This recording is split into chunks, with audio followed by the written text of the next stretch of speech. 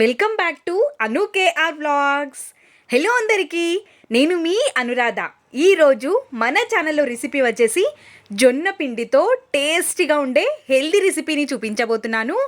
జొన్న పిండితో పాటు అటుకులుంటే సరిపోతుంది ఈ రెసిపీకి. చాలా కమ్మగా ఉంటుంది, రుచికి రుచి, ఆరోగ్యానికి ఆరోగ్యం.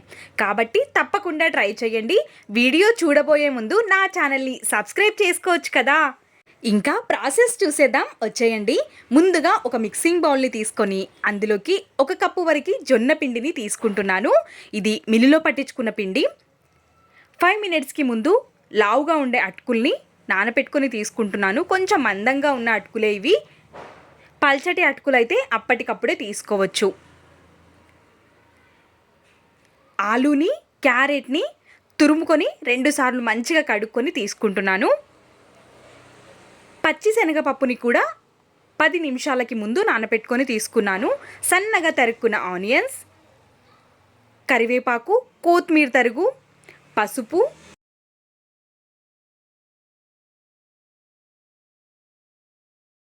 రుచికి సరిపడేంత కారం, రుచికి సరిపడేంత ఉప్పుని వేసుకోవాలి. నేనైతే ఇక్కడ 1 స్పూన్ కారం, 1/2 టేబుల్ స్పూన్ వరకు ఉప్పుని యాడ్ చేసుకున్నాను.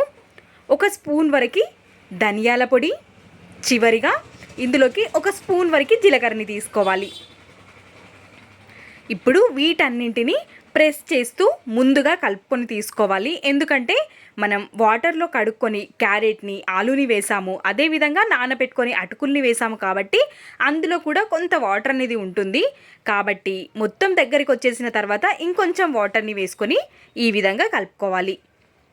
ఇప్పుడు ఒక కవర్ని కానీ బటర్ పేపర్ని కానీ తీసుకొని కొంచెం ఆయిల్ని వేసి పిండిలో నుంచి ఒక చిన్న ముద్ద సైజ్ అంత పిండిని తీసేసుకొని రౌండ్ షేప్లో నొక్కి తీసుకోవాలి. ఎడ్జెస్ని అడ్జస్ట్ చేసుకుంటూ నెమ్మదిగా ప్రెస్ చేసుకొని తీసుకోవాలి. మనం జొన్న పిండితో చేస్తున్నాము కాబట్టి నెమ్మదిగా చేసుకొని తీసుకుంటే బాగుంటుంది. లేదంటే అక్కడక్కడ విరిగిపోతూ వస్తుంది. కాబట్టి మనం ఒక చేత్తో ప్రెస్ చేస్తూ ఇంకొక చేత్తో అడ్జస్ట్ చేసుకుంటూ ఈ విధంగా అప్పంనైతే ప్రిపేర్ చేసుకోవచ్చు.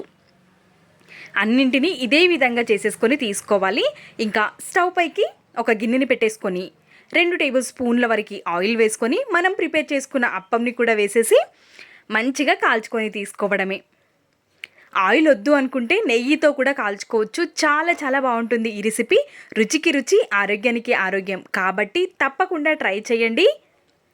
ఇందులో మనం అన్ని హెల్తీ ఇంగ్రీడియంట్సే వేసాము. ఆలు వద్దనుకుంటే స్కిప్ కూడా చేయొచ్చు మీరు. ఈ విధంగా కాల్ చేసుకొని సర్వింగ్ ప్లేట్లోకి తీసేసుకోవడమే. అన్నింటినీ ఇదే విధంగా మీడియం ఫ్లేమ్లో ఉంచుకొని మాత్రమే కాల్చుకోవాలి.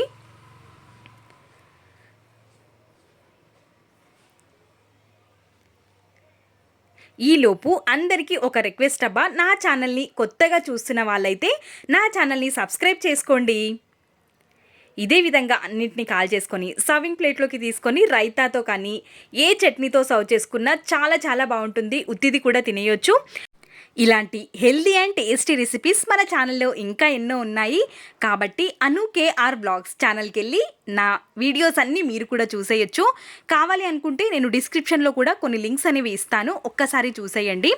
ఇలాంటి మరెన్నో రెసిపీస్ ప్రతిరోజు వస్తూనే ఉంటాయి. కాబట్టి నా ఛానల్ని సబ్స్క్రైబ్ చేసుకొని సబ్స్క్రైబ్ పక్కన ఉన్న గంట సింబల్ని క్లిక్ చేయండి. ఇంతవరకు చూశారు కదా, ఒక లైక్ వేసుకొని వెళ్ళొచ్చు కదా.